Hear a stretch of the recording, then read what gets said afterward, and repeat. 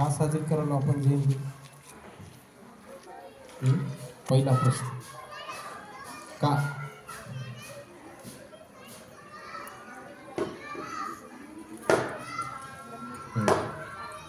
का उभारले असेल बरं? त्याला काय काम नव्हतं, घरी भांडे घासायचे नव्हते, काय घरात बसायचं नव्हतं, त्याला काय पगार होती का? हा, का केली? हा, का इंग्रजांना त्याला पगार दिली होती? का त्याचे शिक्षण जास्त झालं होतं? हा, त्याला कोणतं पद भेटू लागलं? का केलं बरं?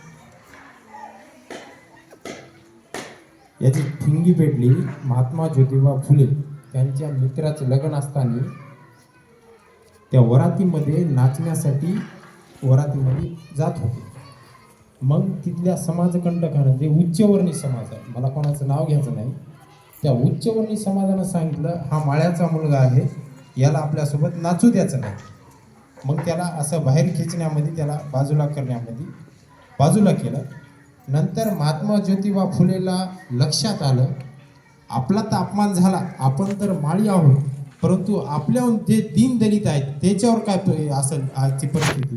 त्याने तेव्हा विचार केला आणि ही परिस्थिती मी बदलून दाखवतो हे मनात जेव्हा ठाम ठेवलं तेव्हापासून एक एक एक एक पायरी त्याने चढत गेली.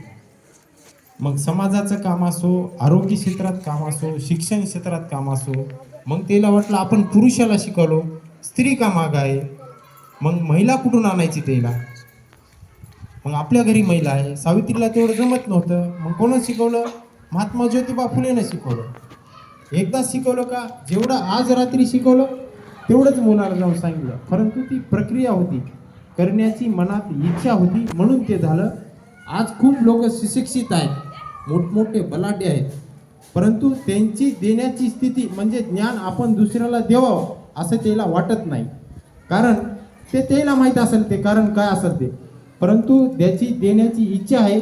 त्याच्यात 2% असलं तरी ते समाधान. आणि प्रेम आणि ज्ञान ह्या दोनच जगात गोष्टी असतात, देऊ शकल्याने वाढ होती, नाहीतर त्याची वाढ होत नाही. दुसरी कुठली गोष्ट, प्रेम आणि ज्ञान अशा 2 गोष्टी आहेत, आपण देण्या घेण्याने ते वाढतात. मग आपलं ज्ञान आपल्याला वाढवायचे, खुडायचे. याच्यावर आज जयंती आपण का साजरी करलो? त्यानं जे समाजाला देण दिली ते आपण किती प्रमाणात देऊ शकतो याविषयी चर्चा करण्यासाठी आपण जयंती साजरी करतो, त्यांचे विचार आत्मसात करण्यासाठी. अन्यथा आपल्याला बाहेर खूप लोक फिरायले, त्याला काही गरज आहे का जयंतीची? आपण विद्यार्थी जीवन आहोत, आपण शिकायला आलो तिथं, मग त्याविषयी त्याची आज जयंती ठेवली. त्यामुळे एक वेळ अशी होती, त्यानं मॅडम आताच सांगितलं की इंग्रजासोबत त्याची लढाई नव्हती, इथल्याच लोकांसोबत, उच्चवर्णीयासोबत लढाई होती. एका रात्री महात्मा ज्योतिबा फुलेच्या इथं चोरी करायला 4 चोर गेले. आता करायचं तर काय, हे तर असंही भिडना तसंही भिडना. मग त्यानं सांगितलं बा तुम्ही चोरी करायला ठीक आहे. दार वाजल्यानंतर त्याला जेवायला चोरी करायला, त्यानं काय म्हणलं, बा मला जर मारून तुमच्या मुलाबाळाचं जर चांगलं होत असेल तर वैशक मला मारा.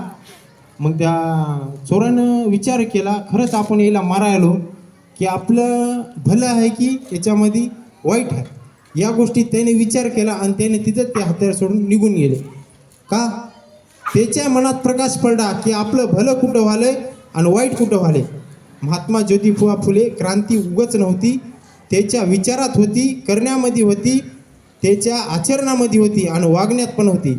एका अपमानाचा बदला एवढी ठिणगी पेटली, आज त्याचं नाव बाहेर देशात पण घेतलं जाते.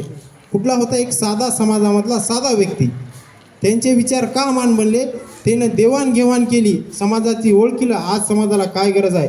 मग विचार करा, आज समाजाला काची गरज आहे?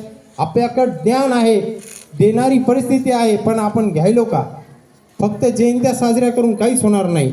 आपल्यातले 2 तरी विद्यार्थी घडले पाहिजे, 2 मुली घडल्या पाहिजेत. सगळेच घडतील, परंतु अपेक्षित 2 एक चांगल्या प्रकारे. असंच नाही आपण शिक्षण घ्यायलो, कोणाला शिक्षण जमत नसेल क्रीडा जमल, क्रीडा जमत नसेल टेक्निकल काय जमल, आपण त्याची सोय करू.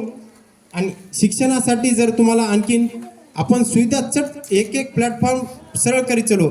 आपण कम्प्युटर आणलं, कम्प्युटरच्या नंतर अभ्यासिका आणत आहोत, अभ्यासिका नंतर आपल्याला टेक्निकल एज्युकेशन ज्याला कोणाला शिकायचं असेल तर आपण 10 दिवसाचं 20 दिवसाचं ट्रेनिंग सगळी संस्थेकडे आपण नेणार आहोत. ज्याला कोणाला यायचंय त्याने या. कारण की आपल्याला म्हणजे असं अवलंबून लोकांच्या अवलंबून राहायचं नाही, टपरी गँग व्हायचं नाही, बाहेर फिरायचं नाही, बेकारी वाढवायची नाही, बेरोजगार व्हायचं नाही. बेरोजगारी आतंकवादी आणि सगळे जुल्म ठरवते.